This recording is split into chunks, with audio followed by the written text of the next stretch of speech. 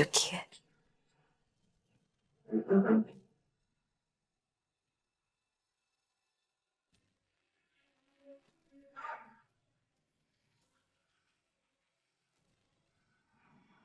मुझे मजबूर मत करो नेहा, मैं ऋषि को सच में मरवा दूंगा। एहसान करोगे उस पे? मारना है तुम मार दो उसे, मार डालो उसे। जिस तरह से उसे जिंदा रखा है उससे तो उसका मर जाना ही बेहतर है।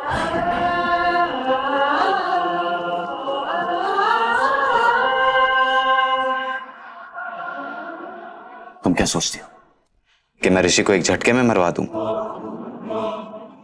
और उसके साथ हो रहे टॉर्चर का बोझ तुम्हारे सर से उतर जाएगा? नहीं नेहा, तुम मेरे लिए मुश्किलें बढ़ा रही हो तो मैं तुम्हारे लिए काम कैसे आसान कर दूं? मैं ऋषि को मारूंगा, लेकिन इतना तड़पा तड़पा के कि उसके मरने के बाद उसकी मौत का अफसोस तुम्हें रहे ना रहे, लेकिन इस बात का जरूर होगा कि तुमने उसे ऐसी जिंदगी क्यों दी। नहीं नेहा, तू हार नहीं मान सकती। तुझे कमजोर नहीं पड़ना है, हिम्मत से काम ले, मान जाएगा वो। ट्राई कर, ट्राई कर।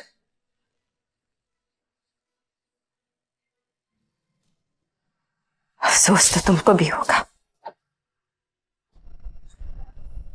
आसानी से हाथ आए 900 करोड़ खोने का।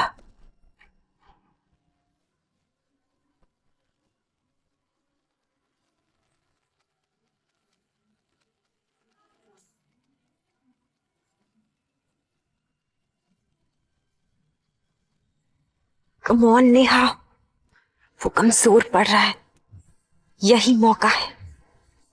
बोलो उसे, बोलो। जब तक मैं ऋषि को नहीं देख लेती मैं तुम्हारा साथ नहीं दूंगी। तुम्हें जो करना है तुम कर लो।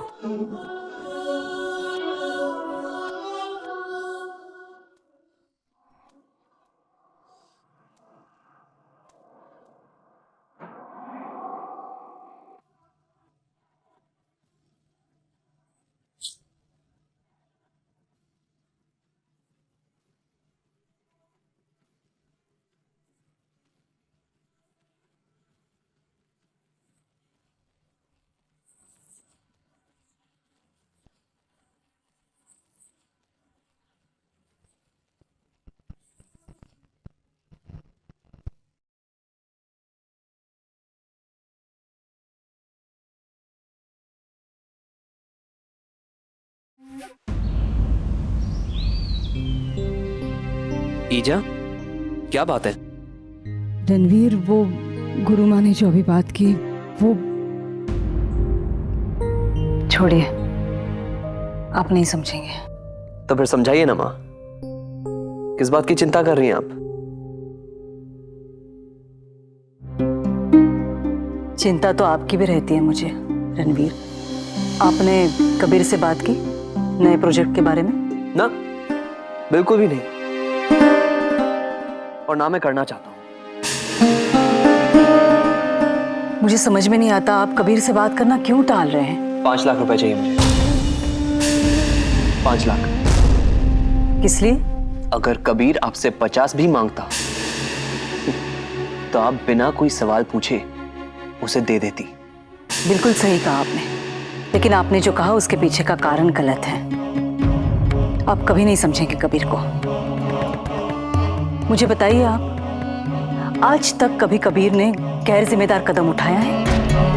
आज तक कभी उन्होंने कुछ ऐसा किया है जिससे जायसवाल परिवार की इज्जत पर दाग लगे?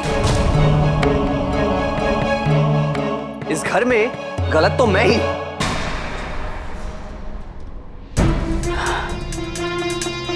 वो चाहते हैं कि आप बिजनेस में इंटरेस्ट लें, आपको बड़ी जिम्मेदारियां सौंपना चाहते हैं, और आप है कि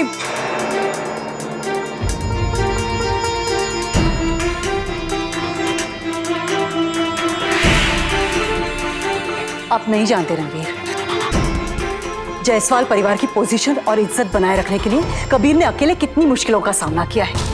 मतलब सीधी बात यह है कि आप मुझे 5 लाख रुपए नहीं देना चाहती है ना?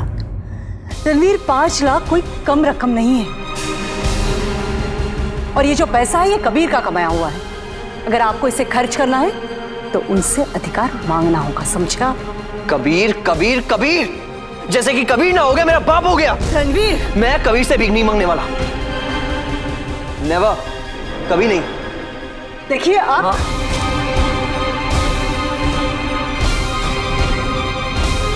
तुम्हें गुस्सा बहुत आता है, गरम खून है ना? चलो चलो।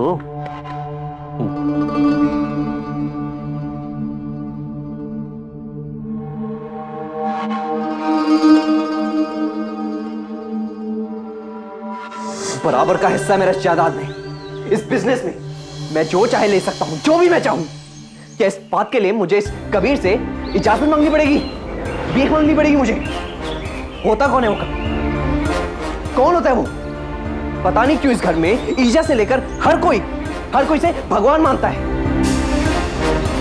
किस्मत, सब किस्मत है। किस्मत? मुझे तो लगता है कि हम सब की किस्मत भी उसी को मिली है, कबीर को। घर का सबसे बड़ा बेटा वो, सारा बिजनेस उसी के हाथों में। बिजनेस में मुश्किलें आती है कि अचानक से ईजा पता नहीं कहां से जाकर अदिति का रिश्ता उसके लिए ले आती है, और वो अदिति के साथ शादी करने के बाद 1000 करोड़ का मालिक बन जाता है। तुम बताओ, क्या ईजा कभी मेरे लिए कोई ऐसा रिश्ता ढूंढ के लाएगी? क्योंकि इस घर में किसी को कबीर के परे कुछ नजर ही नहीं आता, कुछ नहीं। जब अदिति का एक्सीडेंट हुआ था तब मुझे लगा कि कबीर की किस्मत उतनी भी अच्छी नहीं है, लेकिन 6 महीने बीते नहीं कि अदिति वापस आ गई, वापस। अब ये किस्मत नहीं तो फिर और क्या है? भांजे, हम जानते हैं कि वो अदिति नहीं है। पागल समझेंगे लोग हमें मामा, पागल। सबको यकीन है कि वो अदिति ही है। आर्या को, पंडित को, यहां तक कि बड़ी मां को भी। नहीं मामा, हमें सबूत चाहिए। मैं कबीर को जानता हूं। सच छुपाने के लिए उसने कई लोगों के मुंह पे ताले लगाए, खरीदा होगा लोगों को, और अब हमको उन्हीं लोगों को ढूंढ के दुगनी कीमत देकर उनके मुंह पे लगे हुए तालों को खुलवाना होगा। और इस काम के लिए मुझे 5 लाख चाहिए। मैं लगाऊंगा तुम पे 5 लाख। अब बताओ प्लान क्या है? City hospital, Delhi. ये वो हॉस्पिटल है जहां अदिति का इलाज हुआ, जहां उसके जख्मों के साथ साथ उसके निशान भी भर दिए गए। अगर ये पत्ता हुकुम का इक्का निकला तो समझ लेना मामा कि ये बाजी अपनी है।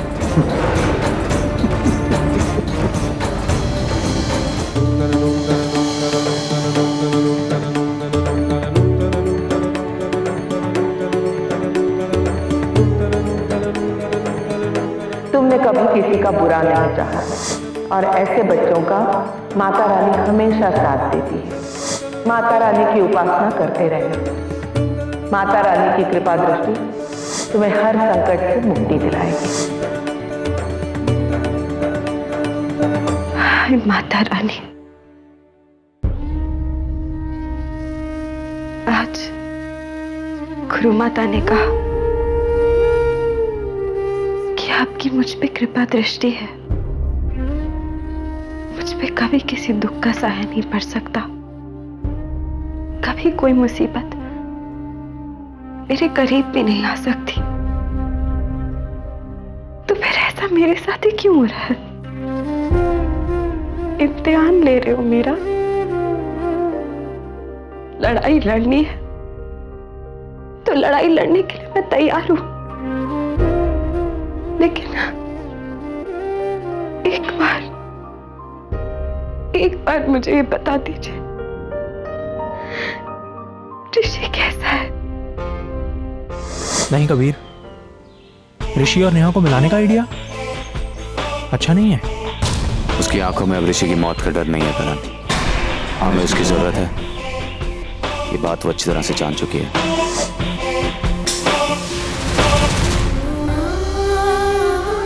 इतना बता दीजिए ना मुझे,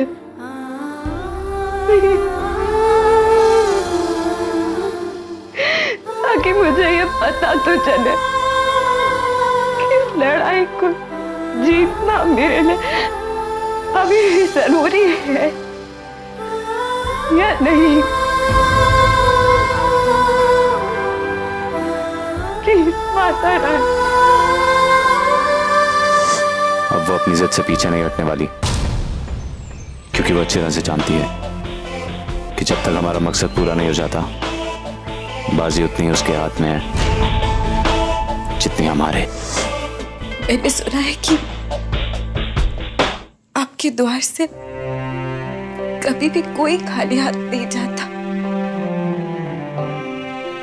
आप तो सबकी झोली भरती है, तो मेरी भी प्रार्थना पूरी कर दीजिए ना। तो फिर यहीं ले आते हैं उसे, ताकि उसे पता लग जाए कि ऋषि कहां पर है।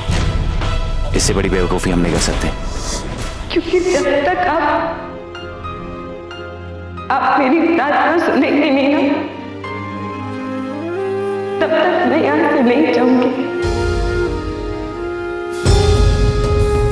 मैं नहीं जाऊंगी माता रानी। तुम ऋषि को लेकर मालूम पहुंचो आधे घंटे में।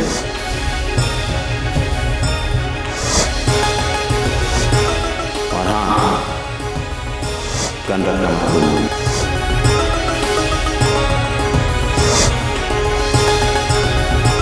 अब वक्त आ गया है ऋषि और नेहा को मिलवाने का।